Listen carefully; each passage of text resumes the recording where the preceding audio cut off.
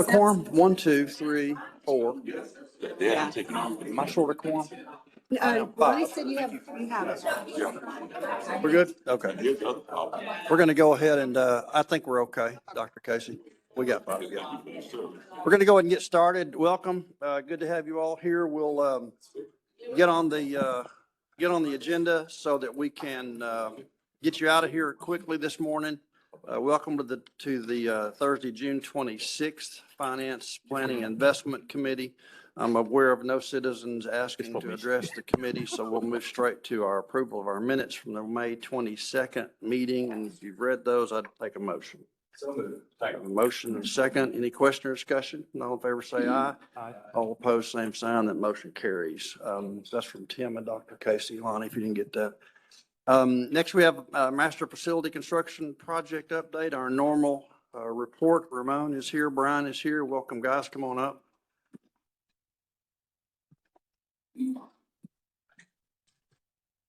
Good morning.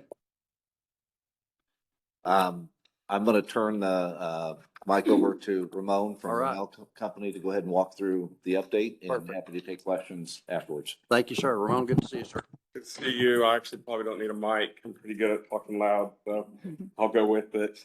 I'm sorry, getting a little ahead of myself here. All right, start off with the Psychiatric Emergency Center. One thing I do want to update, on here we have a go live date of the week of. We have solidified a true date now.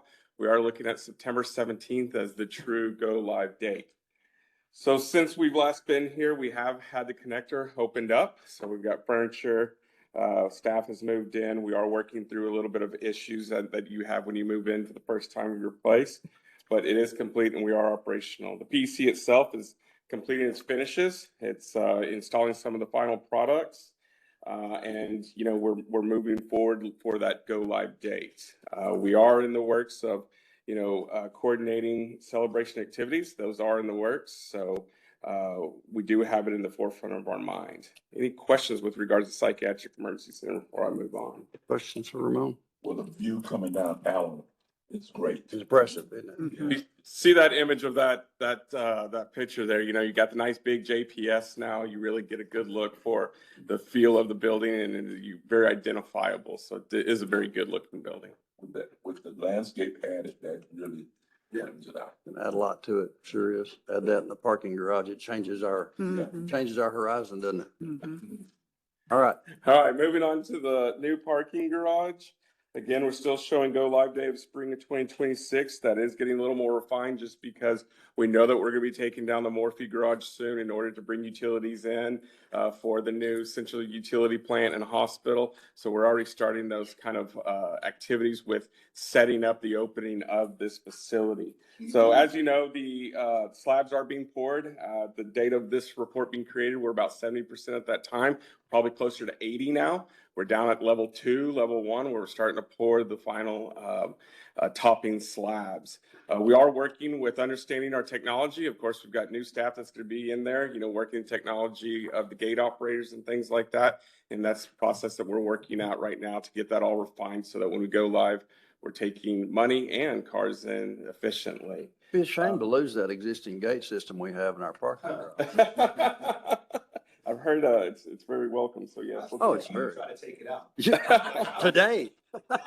Today, as a matter of fact. As we look at this project finishing up, we are kind of looking at overall parking for JPS and as a whole.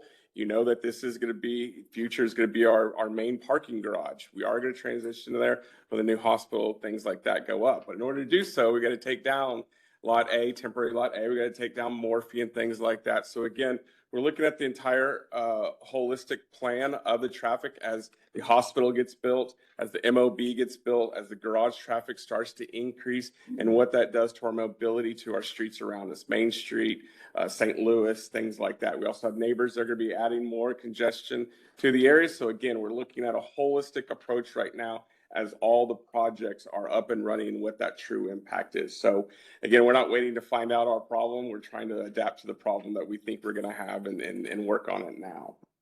Any questions with regards to the parking garage? So board members will have designated spaces in this one. I think they're extra. I think they're like $10 a day or something. I'm not Well, sure. chocolate chip cookies. You I bring was your trying to own help the cookies. revenue stream. Accepting donations. Can you add EV charging? Possibly, we're not sure. Is it gonna be easier for the handicap parking? Because the current one is very hard. Correct. I think a majority of our handicap parking is on lower levels or lower one, so it's easy access. We do, of course, have the elevators. The handicap parking is the closest to the elevators. I think the problem that you've got right now, you have a very tight parking garage to begin with. And in Texas, we have big cars, and so it typically doesn't go hand in hand. But yes, I think this was a lot more spacious, a lot more spread out, and again, more handicap parking than you probably have now. And it can accommodate trans big truck. Yes, we trench truck will be able to fit all the way to the top Had floor. heard they were moving our parking spaces over next door to the jail. I'm glad to know. Well, they have some spots at the psychiatric emergency. It's center either in one. case- All right. All right, moving on. Women's clinic. This is the first time I think that we've put this in as an actual placemat itself. We wanted to, again, highlight all the projects that are going through an iteration of design. This is a portion of the retail, or it is the retail space that is within the parking garage. It is designated for our new women's clinic. So right now we're in the schematic phase of design. We're actually wrapping that up and about to be moving into design development. And what that means is we're starting to, as you can see, we have a floor plan that's already set. Now we're going to start refining those rooms. So we're going to start folding in people like the foundation. We're going to start folding in our enterprise consultants for artwork, medical equipment, so we can start sizing these rooms as in for outlets, data, things like that, and coordinating all that together. We don't want to wait to say, hey, we're putting art on this room after we've already designed switches and alarms to go on a wall and it's not going to work anymore. So that's what the DD phase will do. It'll start to fold all those kind of ancillary designs in, and that process is going to start in July. So Ramon or Karen, first time we've seen this one. So is it correct to say that we won't have any traditional retail square footage available for lease, that all the lease space is going to be occupied by the women's clinic? No, there's retail. Okay. Yeah. How much retail square footage did we end up with? Do we know? I want to say this one is 20,000, I believe, or was it total 20,000? I think it's total The 20,000. retail space on the other end for like a potential food retailer, Yeah. I think it's around 2,500. Yeah. Yeah, that's what I was thinking, somewhere between 5,000 and 2,500. And that's still protected. We're still looking at Yes. having that leased up, Yes, right? both that and Thrive. We're Okay. looking at. We'll need an option there for staff, obviously, and for something retail. Yeah, good, Yeah. good. Okay, perfect. Any other questions on women's clinic before I move on?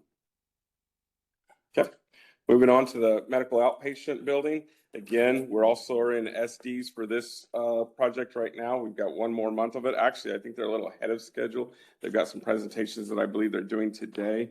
But again, the schematic scheduling is going, or design is going well.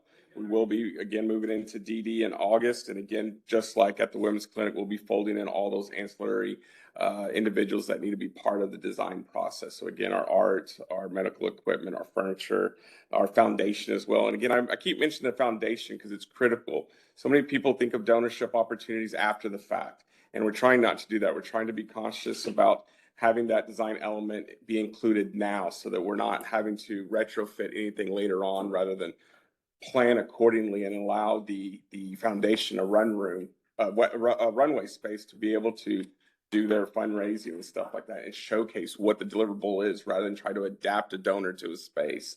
So that's why I keep on stressing that. It's because it is important that we're folding them in now at this time. Any questions on MOB? I have one more question on the Women's Center. Yes, sir. The space that we currently occupy, will this change our lease arrangement with the county? on We the space sold that we currently building to the- occupy? So that's theirs. That's theirs. So we'll we'll be end the paying lease. rent on it? We are paying lease. So that goes away. That goes away. Okay, Mhm. perfect. And that lease up is, I think, this is scheduled to have a move over before that lease is terminated Okay. and expired. So Okay, we good. do know that timeline, and we are ahead of that game. Good. Good, good. Okay, moving on to the new hospital. As you can see, we've got some new images. I think one of the new images is the one at the bottom that we wanted to showcase. So I want to showcase that the mass of this building. You know, it's a big building. It's 1 million square feet. You know, 2 towers. You know, as people always ask, well, how tall is it? And you tell them how tall it is, but then it's like, but it's 2 towers worth. So you can almost think of it as double that height. But it's a very exciting time right now. We're getting close to solidifying kind of our exterior design. Of course, it still is being a little bit impacted by the interior setting of it. So we're still working on floor plans, just making sure we have those all locked in, ready to go and move on. We are done with SDs, so we are pretty much locked in. There are some areas that we're still kind of looking at to better improve circulation. We're starting to look at, you know, technology in a sense of security. How's that security points? How's the access points for the entry of this? And so those are still kind of in the works right now. We're not actually going to be doing SD6, so bringing in the equipment, technology, and furniture is going to be in DD. So again, we're going to start our DD process in August, and that's when we'll start folding in those other entities like I talked about with the other projects as well. We do have our first bit of construction. Again, y'all had approved, and I think the board has already approved as well. The first enabling package was a $40 million package for Austin Commercial to start on the enabling. And really what that means is we're doing construction in order to enable us to go build the hospital. So relocation of utility lines, relocation of our ambulance bay right now, you know, all those are in the way, like it or not. We can't shut them down, so we've got to relocate them out of the way so that we can proceed with construction in the best way. I'll tell you, we spent many months analyzing the right way to do those things. And again, sometimes the right way is kind of the most painful way in construction. And so again, we try to work, you know, happy together to make sure that we're not letting down the services that we provide, not making staff go through a difficult area, not creating difficulties for other people that are coming to the emergency department. So we focused heavily on that. We worked with the team in order to come up with the best solution that doesn't impact construction as much, does not impact staff as much, and it's a good, happy medium. So again, this first package is very important. It gets us started on that hospital, and it also starts to dig the hole. So, you know, part of this enabling package will be the excavation of the lower level down. And so that's when you'll start to see really the mass of the building when you see how big that hole will be. Any questions on the hospital? On the, Yeah. Go ahead, DT. with the concept picture there, what do you envision in the middle? Is that just a walkway or is that the atrium or what? So it's just an atrium. It's right now there's different iterations of having their skylights in that bottom entry area, because that's really the main entrance in between the H, if you will, is that main entrance. So all that bottom part is your drop off, and they'll walk into there, and it's an open atrium there. Yes. So they can't just cross over from one. You'll be able to cross over on the second floor, you will. So at the second level, it'll be a 2-story atrium, if you will, but it'll still have a walkway that connects back to the pavilion. So it will be a continuous walk. You'll be able to walk from the garage or the MOB all the way covered to the pavilion when it's done. You'll never have to go outside if you don't want to. I have a question on the timing of the hospital building, the women's clinic relative to the CUP construction, or since the CUP is falling on the same design schedule as those, are we going to have a circumstance where we're going to have redundant feed from the existing plant to those new buildings before the CUP is finished and hooked up? No, sir. No, sir. The cup is actually ahead of the hospital. Okay. The biggest thing that we care about, not necessarily when the hospital completes, but when do they start equipment? Right. So that's what we're looking at, is when are you looking at starting equipment, and we're having the cup make sure that they're there in time. And right now our schedule fits perfectly. We actually have a little bit of a concern of it sitting too long. And so there's equipment that, yes, it's started up, yes, it's tested, but it's not tested against real load. It's tested against fabricated load. Okay. So right now we're trying to bridge that gap to be less, so that we don't have to incur extended warranties on the front end of equipment, Okay. rather than on the back end. So no, right now it's a good question, but right now we are focusing on having that cup way ahead of schedule of the hospital. Okay. No, there will not be redundant feeds. Good. Just curiosity. Yes, sir. There's benefit for having 2 towers, but there's also some challenge. How do you we envision like shared services, laundry. Yeah. Cafeteria, storage for beds and all that stuff to move from, is it separate in two buildings or it's gonna have shared right in the middle so that we can cut down on staffing and all that stuff? Right. So the connector between or that connecting between the essentially four different units. So there's 4 nursing units per floor. And that centerpiece is that connecting corridor for transportation of supplies, up and down.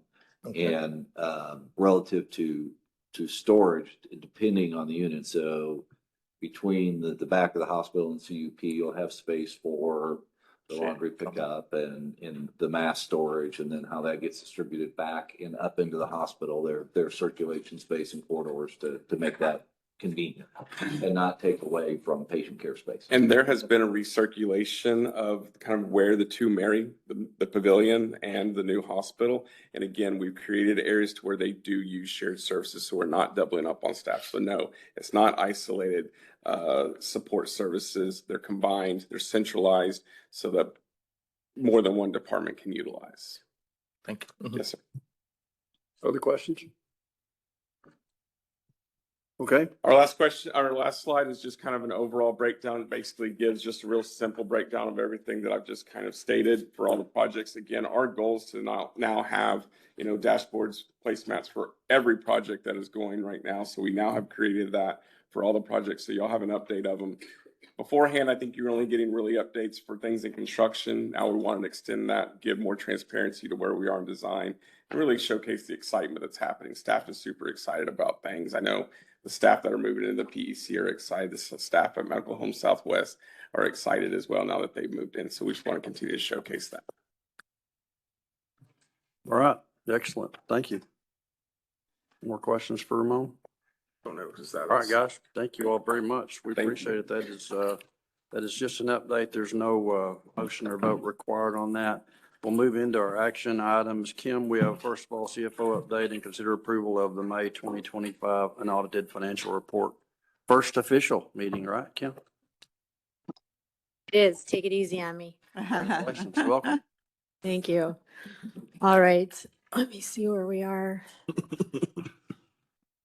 All right. So in your packet, the financial statements start on page 17. We'll work from the PowerPoint for the presentation. So thank you. I'm actually excited to be here. Just give you a little landscape of what's going on at the federal level. It's like a bouncing ball going on right now around the federal level in the Senate. The House, as you know, had their version in May, and every day something changes. And they're really centering around provider taxes, really around the expansion states, not Texas, because we're not an expansion state. Work requirements, eligibility, and enrollment. Those are the big areas they're focusing in on. The unfortunate part of it, they're estimating right now with this $800 billion in cuts, is it's going to be probably about 16 million people are going to end up being uninsured where it's sitting today, and the majority for Medicaid, but the ACA also. And so we're watching this very closely because that does impact uncompensated care across the country. So we're continuing to watch it very closely. So hopefully by July 4th, when they're trying to get it done, we'll have some pictures there. And then the state, of course, the state of Texas is kind of waiting to see what happens. So I just kind of wanted to give you that little bit of a landscape. I think it's important that you know that we're watching it. It's very important to the people of this county and how we take care of them and financially can take care of them. So as you guys prepare your budget, do you supplement expectations for connections based on what you contemplate to be an increase in uninsured? We're expecting to really by July 4th, we should be able to put those assumptions in the budget if they truly can get it to a point by July 4th. Okay. The one assumption about undocumented not being included in the Medicaid program has been pushed off a year, so it won't be impacting, as my understanding, fiscal 26, but it will impact eligibility and redeterminations moving forward. Okay, good. I mean, I guess we could ask Ashley, seems this is still in the Senate from what I read. Correct. Do we know what the House has said anything? Because I know the Hospital Association is doing a lot to lobby against it. But I haven't seen anything with what the House has received. Well, the House sent it to the Senate at late May. So what they've had, so now the Senate is doing their edits And so yes, these are the Senate's working on it, what their version of what the House sent to them. So maybe not. Yeah. Yeah, the House Well- version wasn't anywhere near as big an impact as the SB. Correct. So we are looking at that. I think we'll have more for you at the budget retreat that we have in early July. Good. Mike Spivey will be here. Oh, Mike is coming. Mike Spivey's coming to the budget retreat. Federal, And he's I'll- watching it. And as long as we're talking about this, so the budget retreat is July 10th. We will be going over, Mike Spivey will be doing an introduction. We're also going to be having a panel on AI for the group, just to talk about AI in healthcare. And then we'll be working through the assumptions for the budget. How about a new swimsuit for it? It's gonna be great. Awesome. I have a question for you. That's a little scary. As we go into the budget season soon, Lasaki Emergency Center With be all the- open, Zelia, by now? No. It's just we always pull a retreat, like we're gonna go have fun. It's a spa. BT? I have a question regarding to potential cut by Medicaid and all that stuff. What is that going to do to our IGT funding? Are we So- going to be posting more or less or? Well, that is part of what the Senate is wrestling with around the tax programs in the states. Some of it is stating that they want no more new programs, no more expanded programs. And so if there's no more new programs, it should be able to hold our program flat. But we have to wait. It's a bouncing ball. I think if I go back again today, I'm going to hear another version. Yeah. Because we are the only one of 5 or 6 from the state that have to put that funding in place, right? Yes. Correct, the 5 safety. One We have to five. budget for more or less for that one as we go into the budget, our budgeting. We're assuming status quo right now because we do not have any indication that it's going to go down right now, particularly when they're aiming the provider tax impacts on expansion states. They want to bring it from 6% over years down to about 3.5% for the expansion states. Questions within Texas, there was a transparency law. I tried to track it. I think it died, and it got up a committee in the Senate. But in terms of what it would have to do with our facility, I don't know who could track that, because if there was a threat that our facility would go Yeah. away. So based on we're I gonna just do heard okay Shannon with say that. in the Yeah. back. So it'll Yeah, stay, okay, yeah, it yeah. Didn't make it It out. didn't. No, it didn't make it out. Yeah. Yep, didn't Yeah, make it out. Did not make it out. Which is great. Any other questions before we dive in to the financials? We did well from the state side. All right. Consolidated income statement is up on the board. I'll take you right down to the bottom. We had a net income of $14 million, which was favorable by 4.3, for the month. The primary drivers for that, as you go back up to the top under operating revenues, and I will point out the variance for the first 2 lines is exactly the same. It is correct. So just in case you wonder if there's a math error there, it's look exactly so. the same. But the net patient revenue, our volumes continue to be very, very strong in this organization. And so about 3 million of that favorable variance is related to strong volumes. Our rate, which is what we're getting paid per patient, basically is right on track. And we also had a cost report settlement from a prior year that came through at about $4 million. And so that would be a final settlement from a prior year.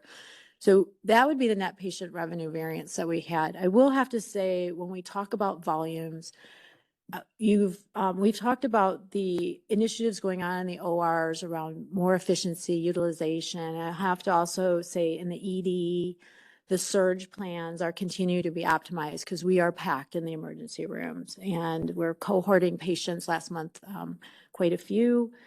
Phyllis, our chief nursing officer, is leading the optimization of the surge plans, as well as looking at a claim to see how do we get more of these lower acuity patients into our practices and get them out of the emergency room to free up capacity.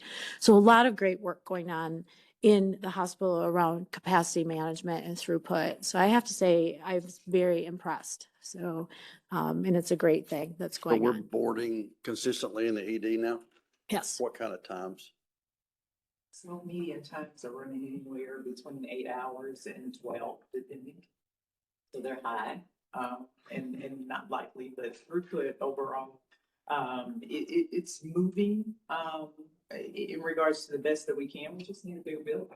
Yeah. I mean, we have built what we could, and with Tarrant County's current population, it's just moving to astronomical amounts, and we just need more space.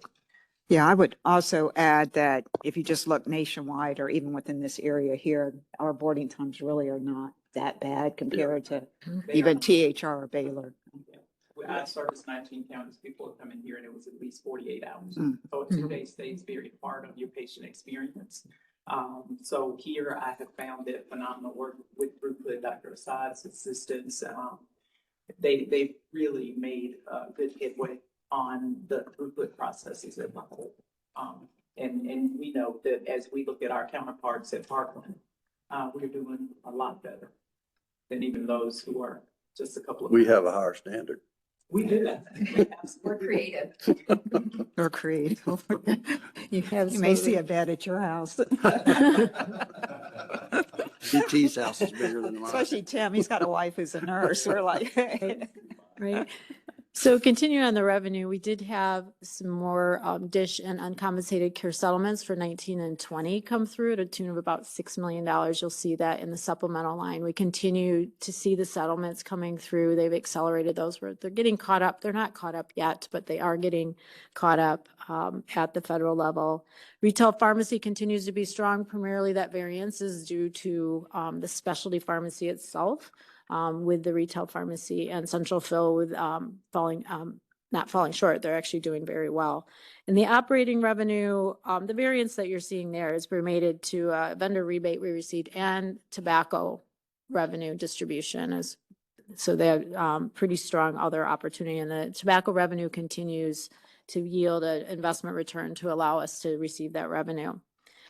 When we get to expenses were $9.7 million, $5.3 million unfavorable, and you'll see it in the salaries and related expenses line. Over the past few meetings, you've heard that salaries and wages were favorable because we have not implemented the equity increase yet for the organization.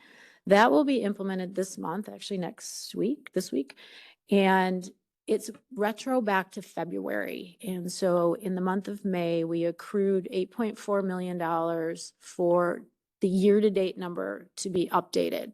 And so there's $8.4 million through May, and there'll be a couple more million that hits June to recognize that equity adjustment for our employees. Other than that, nothing's sticking out in expenses. We're doing a really good job at managing expenses around the organization. Any questions on the income statement?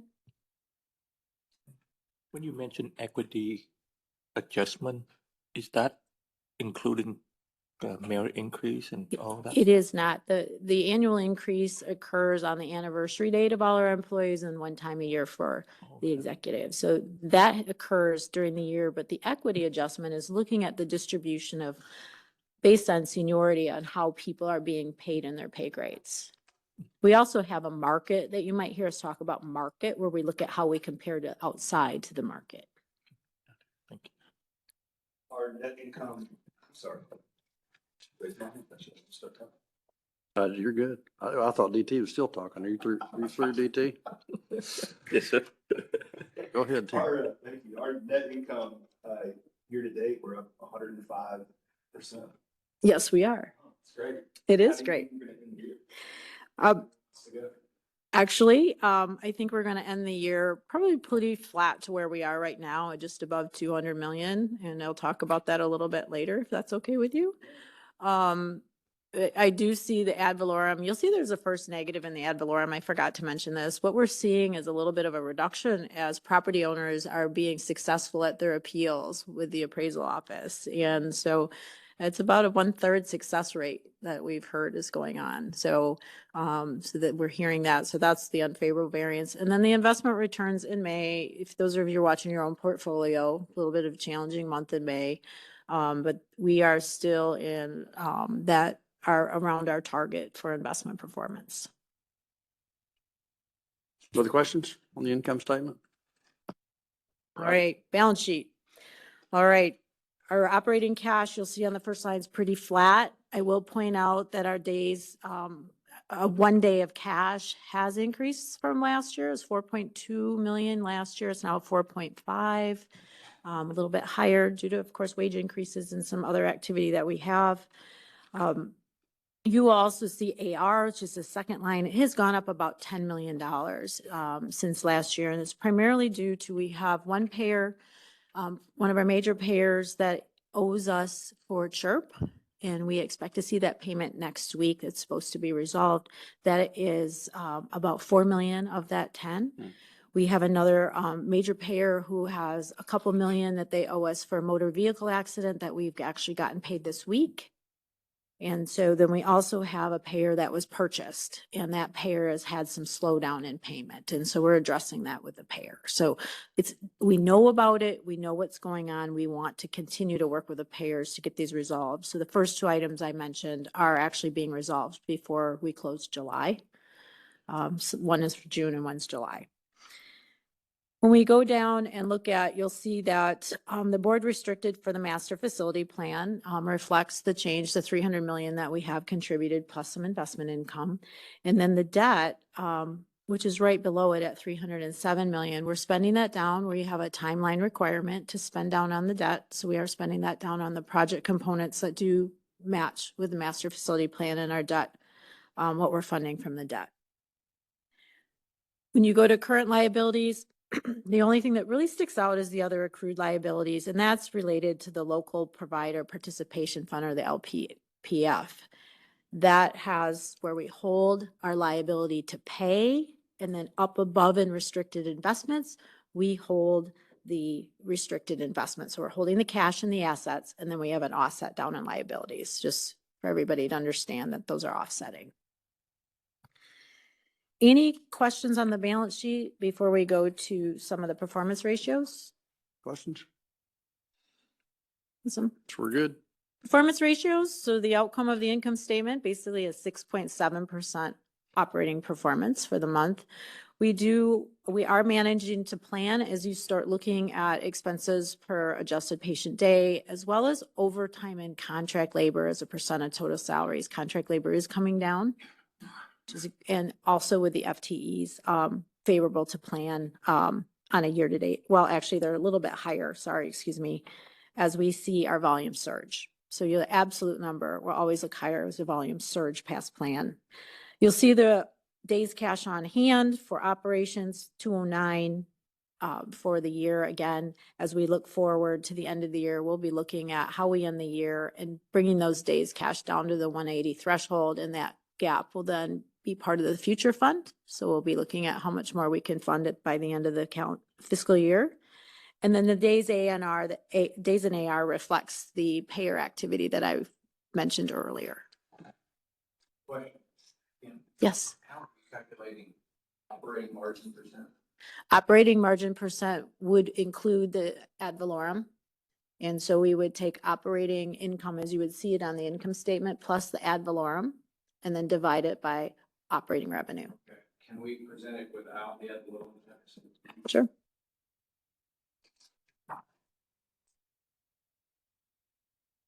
You're just talking about to illustrate it, Blake, just to be able to illustrate it without the ad valorem. Well, we don't put the ad valorem on our income statement above the line, and so I don't think we should include it in our operating margin. If it's all right, I'll show both. I'll show both. Yeah, I think you gotta The show both. bond rating, the 8 rating agencies do look at it with it in. Yeah. Because it's revenue to support the operations. You got to show it both ways. Yes, I'll show both ways. No problem. Good question. How do you feel about the 43 days AR sitting up there? I think we have some opportunity to work with the payers. Which one's the slow pay? The Advantage one or? Cigna was Cigna. Is that which one? Because we have different Cigna, one for our Healthcare employees. Services Corp. Was purchased. Cigna purchased Healthcare Services Corp. And that's causing the slowdown. So that's the old ACSC thing. Yeah. But they're not slowing down because the other one we self-insure, right? Pardon? We self-insure on the other Cigna. Yes. So that's not the slow. That's not the slow. So they're using our money, they pay quicker. Right. So we don't slow pay ourselves. There were no slow pays. HDSC, isn't that the Bronx?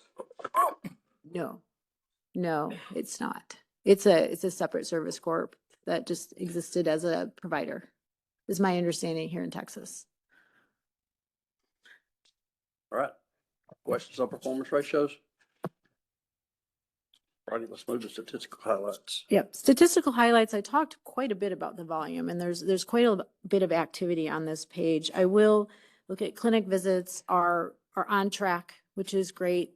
We're also looking at what's called the worked RVU per visit, which is the acuity of the visit. So we're also looking to make sure that we're continuously seeing those the right mix of patients that we're seeing in the organization. Emergency room, I've mentioned, admits through the ED are up 9%. That's huge considering the capacity constraints we have.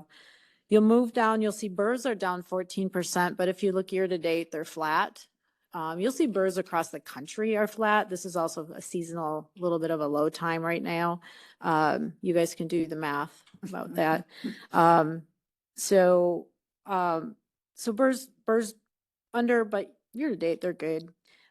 Length of stay, it will take you down to length of stay, and we'll look at this at the key indicators. We're high in length of stay. So at 5.54 for the year for our length of stay in our inpatient units, our target, which we'll see in a few pages, is 5.35. That would be reducing about 20 patients a day to get down to our stretch target, just to give you an understanding. So just moving at 0.1 is about 10 patients a day for us, just to give you an idea what that means. And Dr. Assad is continuing to work on throughput on the inpatient units and doing some great jobs. Some of our biggest barriers is consistent with most health systems is getting them out to either behavioral health or long-term care facilities. Payer mix, you'll see down below, you're going to say, hey, commercial is relatively low. It's down, and you're seeing the shift going to charity and self-pay or into the Medicaid. The interesting part is our revenue per unit that we look at, which is adjusted discharge, is not going down. And so we're in a favorable spot on the mix of patients we are. We'll continue to watch the commercial shifts as things come out with the federal, the state government, and that's what we'll be looking at where that might impact our budget moving forward.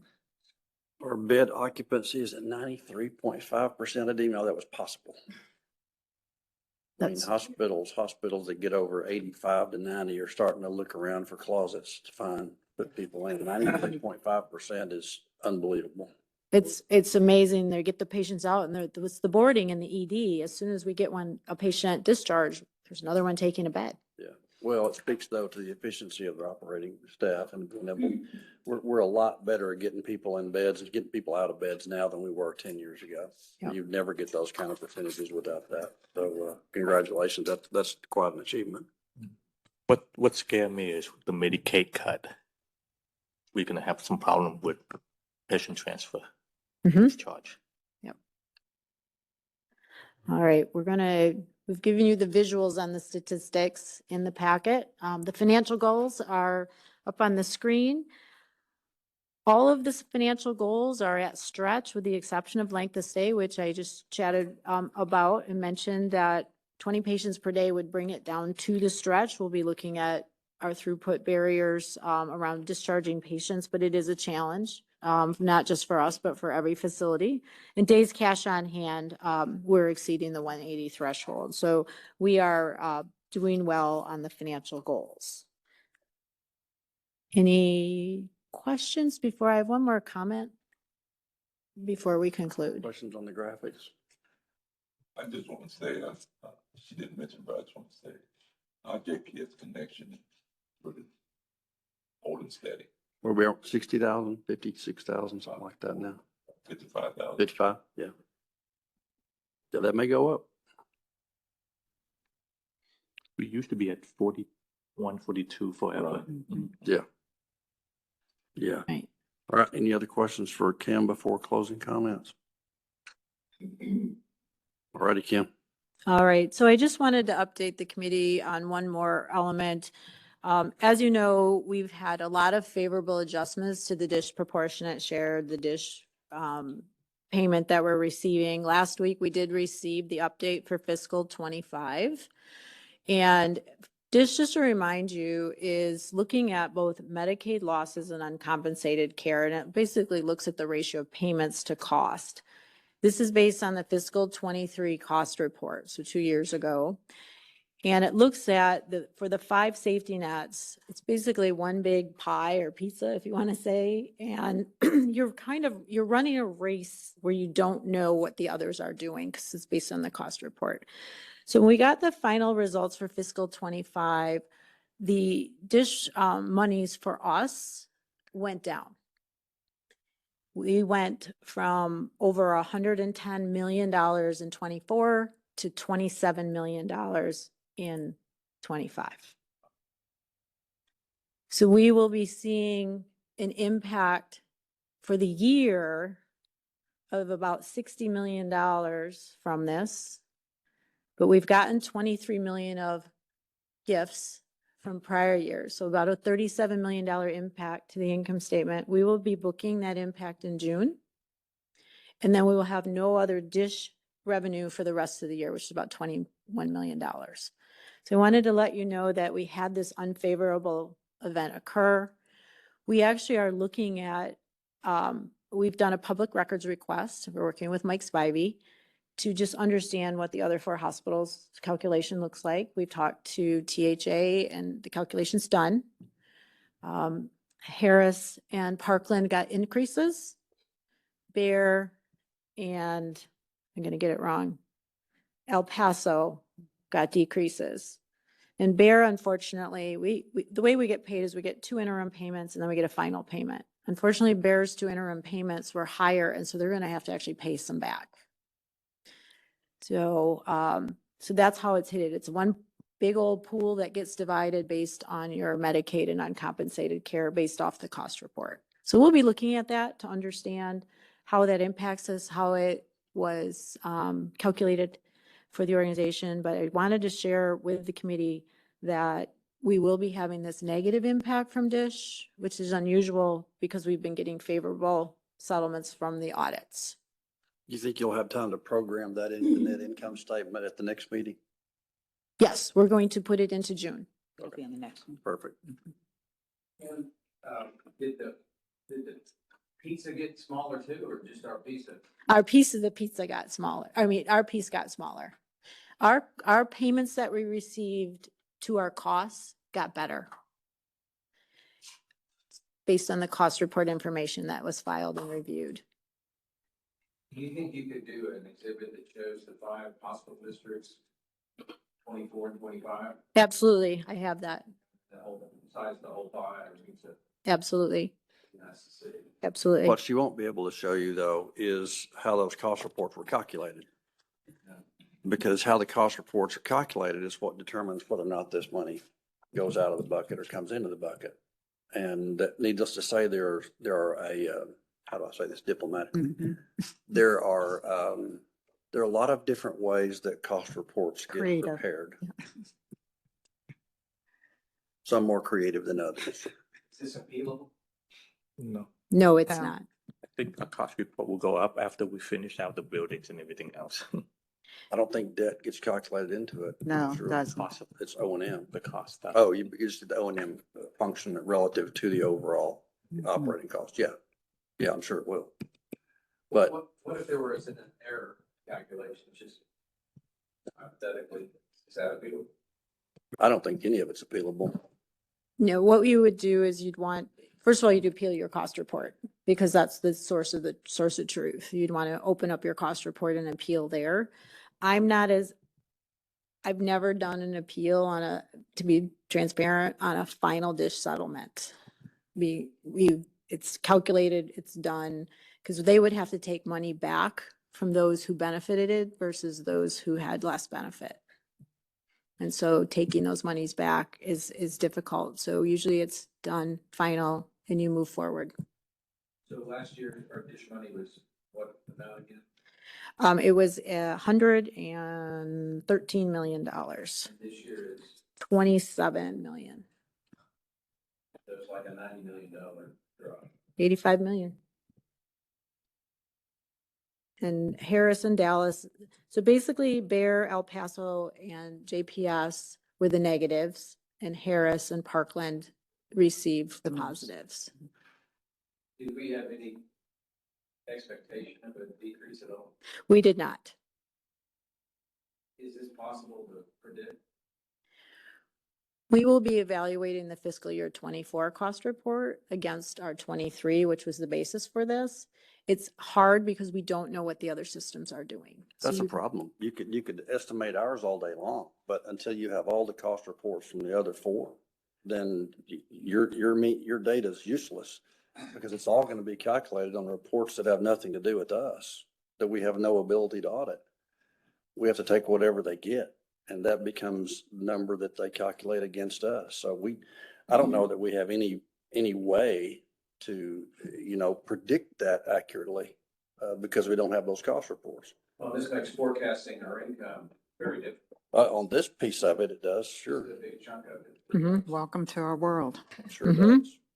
It sounds like it's, 1/15 or 1/16 of our revenue, but it's 100% of our net. Yeah.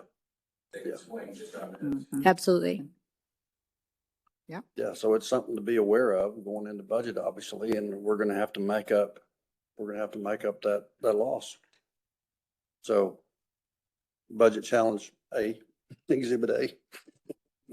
Do we absorb that hit in the current fiscal year entirely? Yes, At least we have some positive stuff, so maybe. yes. Yeah, that's the good thing is we've had a really good year. Right. We've had about $30 million of increase in supplemental payments in total for the year. Yeah. So that's helpful as we look at our target and looking at our cash needs. So something to stay on top of and keep us aware of, and something to be certainly everybody as we go through budget, be conscious of this. This is one of those little unexpected surprises you get before budget. It says, pay attention because change is coming. All right, anything else for Kim? All righty, Kim, thank you very much. You passed with flying colors. Congratulations. It's great. Early, we have consider approval of purchase agreement between Tarrant County Hospital District and Metrics Research. Yes, good afternoon. Oh, I'm sorry, my bad. We didn't vote on the financial report. Thank you very much. And by the way, introduction. Rhonda? I think I've met everyone, I hope. I'm Rhonda McInnes. I'm the Deputy General Counsel, pinch hitting for Daphne today. She's Yeah. in Japan. Thanks I'm for- very, thanks very for honored to being be here with all of you. We appreciate it. Thanks for keeping us straight. We appreciate it. So hearing the financial report, we need a motion and a vote. So moved. Motion for Dr. Casey, second from Reverend Emerson. Any questions or discussion? All in favor, say aye. All opposed, same sign. That motion carries. Now, Charlie, thank you, Rhonda. I appreciate it. Of course. All right, thank you. We have a contract with Metrics for your consideration. This is a 3-year agreement. Approximate spend is $946,000 over the 3 years, $315,000 a year. It was an RFP. This is for disinfectant wipes. Surface disinfectant wipes. So it went through a clinical value analysis process, and Metrics was the winner. Slight reduction in spend, but faster wet time. So the clinicians were very favorable for this product. Faster wet time. What does that mean? I called it dry time. Tim has a definition for that. I know. It's how long. I kind of wondered the same thing, but I heard the discussion before the meeting. I know the answer. Yeah, I'll let the clinician speak, but it's how long it has to sit Wet. before In order to wet disinfect the before surface. Yeah, it works. Yeah. Yeah, and it dries too soon, then it doesn't. Yeah. Gotcha. Why didn't you know that? Learn something new. I should with as many of those things as we can go through at my house. And now we have a new puppy, so it's even worse. All right, any questions for Charlie on this recommendation? If not, we need a motion. Motion from Reverend Emerson, second from Dr. Casey. Any questions or discussion?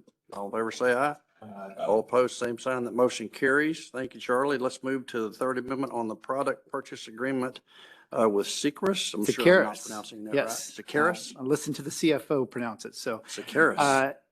this is for flu vaccines. So with pharmacy, this was a result of an RFP. It was back in 22. This was a 3-year agreement with 2 one-year renewals. So this is the 2-year renewal for flu vaccines. It's 1.14 million over the 2 years.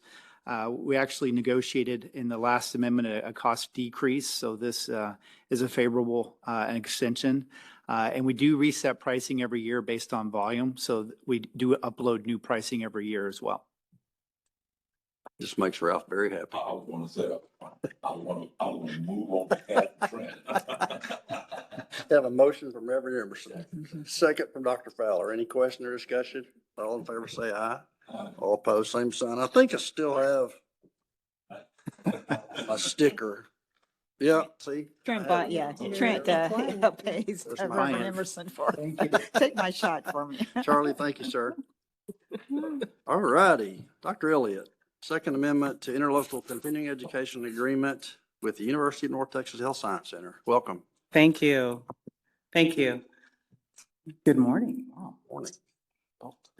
Yes, so seeking approval for the Second Amendment to the Interlocal Continuing Education Agreement between Tarrant County Hospital District and the University of North Texas Health Science Center. This has been an agreement that we've had in partnership for the last 9 years.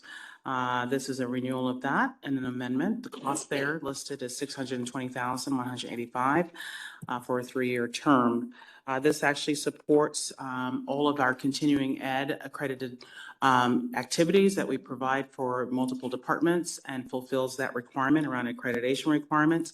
Also supporting our team-based learning and high-quality patient care and ensuring that we have access to a gold standard of accreditation. And so seeking approval.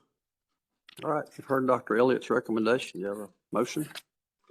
Motion from Dr. Fowler, second from Tim. Any question or discussion? All in favor, say aye. Aye. Opposed, same sign. That motion carries. Thank you, Dr. Elliott. We'll move to the authorization number 5 IRB, also with UNT Health Science Center. Thank you so much. We're now moving on to consider approval of authorization for the IRB collaboration agreement between Tarrant County Hospital District and the University of North Texas Health Science Center in support of the North Texas IRB that we have established since 2017. It's a joint institutional review board to foster collaboration. It increases our regulatory compliance and, of course, assists us in our patient financial and regulatory activities for JPS with regards to human subject research and other activities around institutional review board. It's been established since 2017. We've reviewed a total of over 340 plus projects from JPS to present. This is a very functional, highly regarded area for us in terms of meeting standards and accredited standards. Excellent. You have a motion? Motion from Dr. Casey, second from Dr. Fowler. Any question or discussion? All in favor, say yes. Blake? We've done it before, it's 2017. Yes. 6. What is this money paid? So this money actually with the IRB, it covers about 2.5 FTEs, and it also helps us in terms of the accreditation component to it and a joint component to accredit all of these activities. So one of the things that's required as you're doing even multi-site or PI initiated research activities, you need to make sure if anything involving human subjects or even regarding quality improvement activities that may need to be reviewed in certain ways, you must have an IRB. And so this is a requirement for us to be able to move that forward. And so this covers that, not only that having an accredited joint board, but it covers also an institutional coordinator, part of that salary there and some of the activities there to be able to do that. So just a small amount. It's actually saves us compared to a commercial IRB. This is a significant savings for us to do it in this manner, almost about 30,000 to 50,000 savings. Most of the 2.5 FTE. Most of it, yeah. And they work for JPS?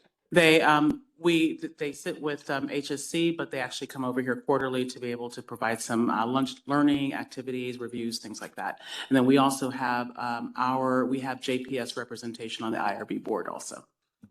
You're welcome. Quick question, since Yes.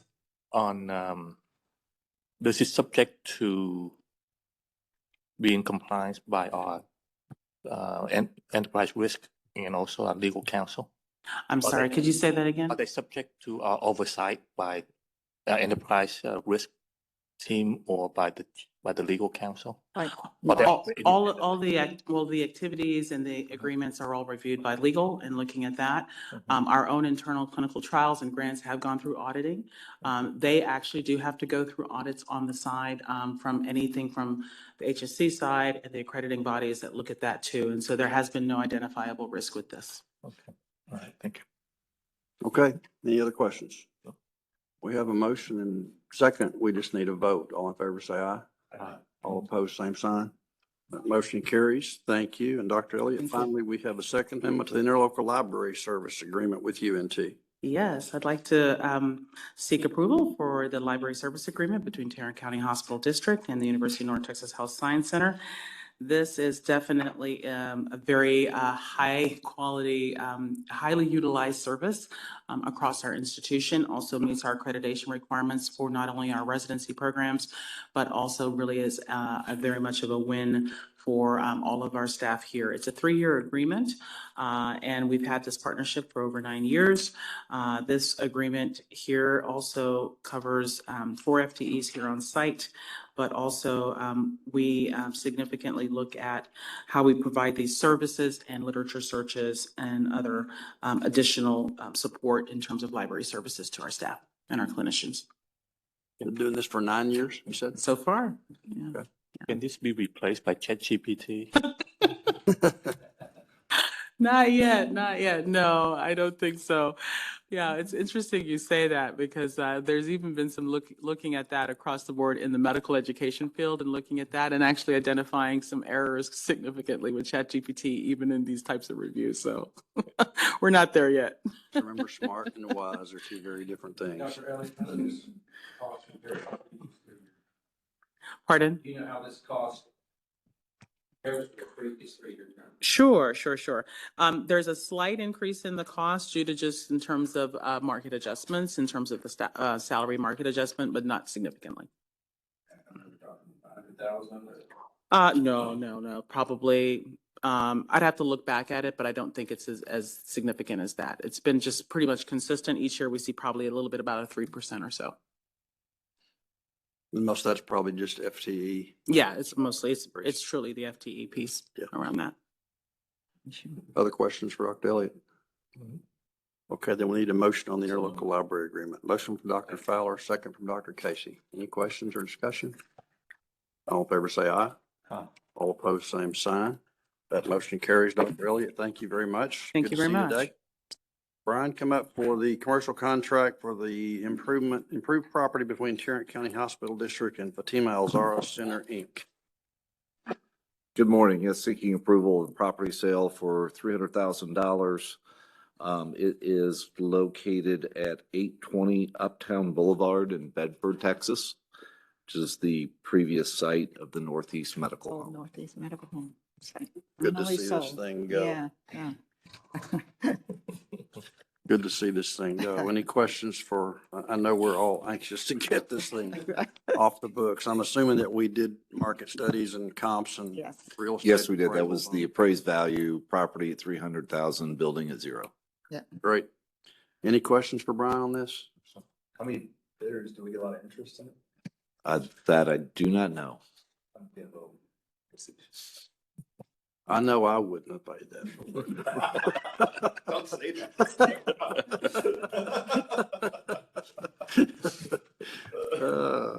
All right, we need a motion. So move. Motion from BT.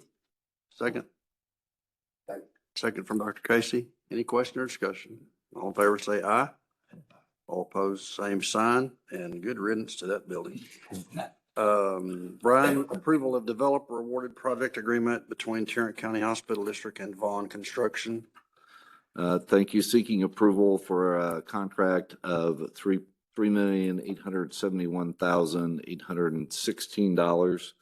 This is for labor, material, supervision, and planning for water line improvements to serve the new psychiatric emergency center. This is bid as part of the PEC building. And there is a contract in place with the city of Fort Worth. They will reimburse JPS $3 million of this contract. 3 million of how much? 3.8 million. So it's obviously it's a city capital project that's Yes. budgeted. And they're simply going to reimburse their portion and we're going to pay for our portion of it. right? Correct. Does this need court approval too after this? This was part of the PEC, but I don't believe it needs to go back to the court. I don't know Probably if that's won't. been- Construction only. Yeah, it So shouldn't. on. It shouldn't. This is a utility extension. Any got questions for Brian? Is this already in the PEC budget? Yes, it is. All right, I have a motion from Dr. Everett Emerson. Second from DT.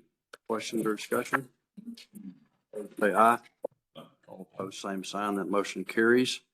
And professional services agreement, H Services LLC. Brian, item J. So seeking approval of a contract with H Services. This is a 5-year contract for a total of, Ms. Jacobs. oh, Keep I'm going. sorry, We'll go back and get it. My bad. Keep going. total cost of $7,623,863. This is to provide full maintenance, repairs, replacement of landscaping and equipment for all grounds for JPS Health Network. This is a new vendor. This went through the review process. Yes, it did, Committee through the recommended. RFP. How does this compare, Brian, to previous services in terms of scope and cost? It is very comparable. It's over previous cost. Sorry, looking at the data here.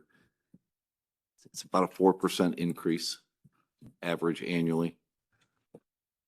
And I will note this previously there was a contract for these services presented to a different vendor. That vendor backed out of the agreement after the RFP process. So this was the next vendor in line. I was gonna ask, because we voted on at least 2. Yeah. Landscape and maintenance agreements in the last year. The last one was not executed. The contractor had claimed there were items that he missed in response to the RFP. So we sent out a new RFP. No, this was the next vendor in the same Next vendor. RFP. Okay.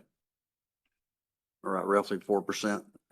Roughly 4% increase It's annually. hard to say because they claim they did not respond from a cost standpoint see. to the Yeah. full RFP. Okay. Do you know, remember what the cost was for the vendor that backed out? It was comparable. I don't have an exact dollar. And this scope will probably include, will it not, new landscaping, right? Yes, it will roll into the additional PEC and other projects added. So, It'll pick up new ones, but Yeah. the New, current, with new construction as part of yeah, it. Yeah. that's, so it would be expected to go up a little bit based on what we. Medical Home gonna see. Southwest, right? Yes. Yeah. Okay. Since if that better backed out, then if he had improved his bid, it would have been higher. Mm-hmm. Obviously, yeah, yeah, yeah. But they didn't even do that. They just pulled out. Yeah. Okay, need a motion. Motion from Reverend Emerson, second from Dr. Casey. Any question or discussion? All in favor, say aye. All opposed, same sign. That motion carries. We'll go back to item I. I'm sorry about that. Jacobs Engineering Group.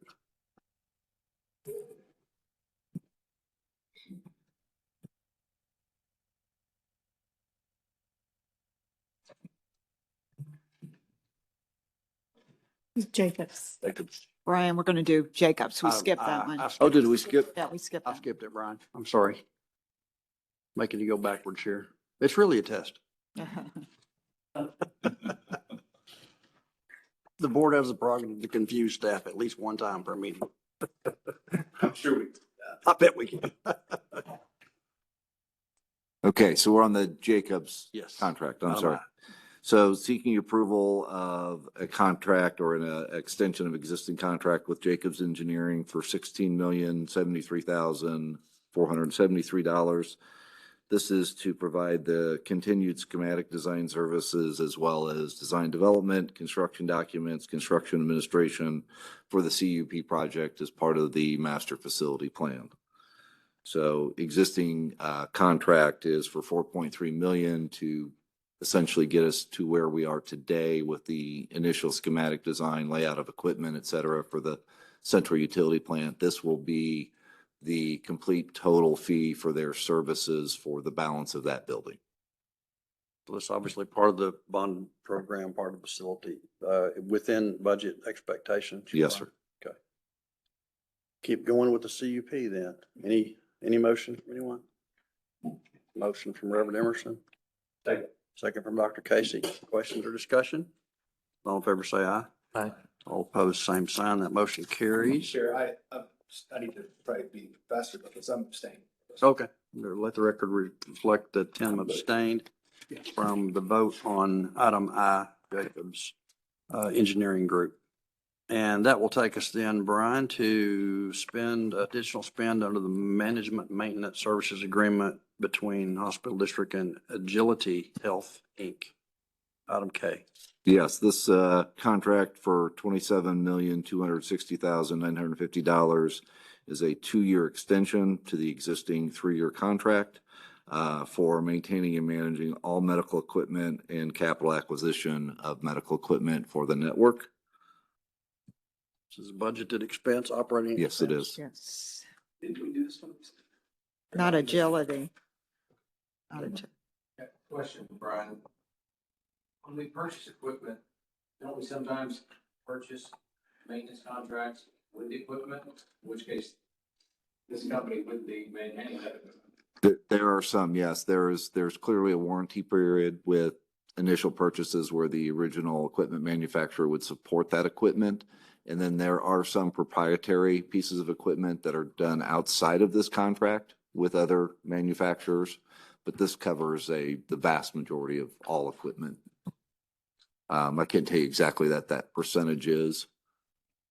And when we say equipment, are we talking about big items like MRI? Some of that, but it's beds and IV pumps and blood pressure monitors. It's the entire inventory. Yes, More sir. patient facing, right? Yes. Mhm, more. So our employees aren't maintaining all the equipment. That's all been outsourced. Through Agility, yes. Now we have employees on staff. Agility provides the management of that staff. So the technicians are JPS employees. They're providing management services. Are they providing any labor besides management? I apologize. I do not know the answer. I believe it's management No, only. they're management only. They use their software to Yeah.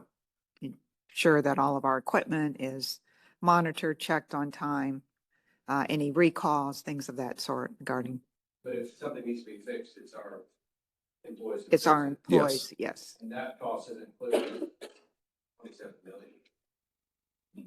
No, No, that is a separate line. We're spending 13.5 million a year for someone to manage the work that our employees are doing.